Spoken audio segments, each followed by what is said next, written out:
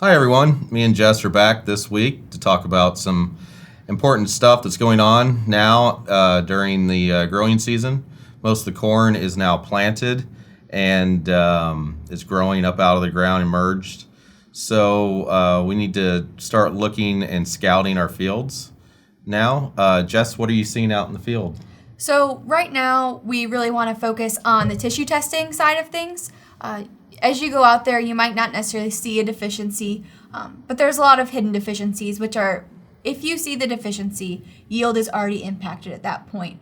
So by performing a tissue test, even on those fields that look okay, you'll be able to diagnose those deficiencies and take action upon them. Yeah, so it's kind of the old stave barrel theory. Yeah. Whatever lowest stave you have is the water level that you'll have in that stave barrel. So even if your boron is low, it's low enough that it's not showing deficiency, it may be low enough to be affecting your yield. Another thing that we need to be looking at too is multiple deficiencies, right? Right. So one thing, it might look like zinc, but it might be diagnosed as manganese. And all nutrients they interact with each other. So you have to make sure that all of them, even though it might look like one, it might be another. Or it might be an underlying cause of why you see the other one. Yeah, so with the restricted root growth that we've had today, or this year, because of the wet weather that we planted into, and now it's kind of drying out, the soils are collapsing, and we're getting some restricted root growth. The roots might not be able to go out and mine for the nutrients. So, and if you have multiple deficiencies, say nitrogen and boron, your nitrogen would mask that boron and you wouldn't see it.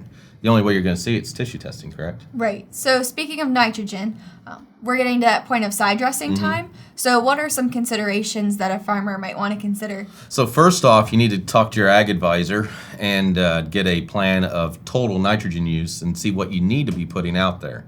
You can do a pre-sidedress nitrate test, which we talked about last week, and that would really narrow it in how much you need if you need it. If you do need to put some out there, we definitely need to be protecting that nitrogen. And then when you're protecting that nitrogen, a good consideration would be one of our Ultramate LQ or Ultramate Zinc products. They're carbon humate products, so that carbon in there will carbon chelate the nitrogen, helping to protect it, also while feeding the microbes in the soil and just being beneficial all around, both your soil and your plant and your nitrogen.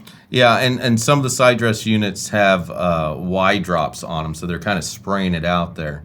If you're putting 28 over top like that on top of the soil, you definitely need to be protecting that, and we suggest Ultramate or Ultramate ZN. So every gallon of Ultramate you use, you'll be getting 1 quart of zinc Nulex 15 in that cropping system. So I strongly suggest using that.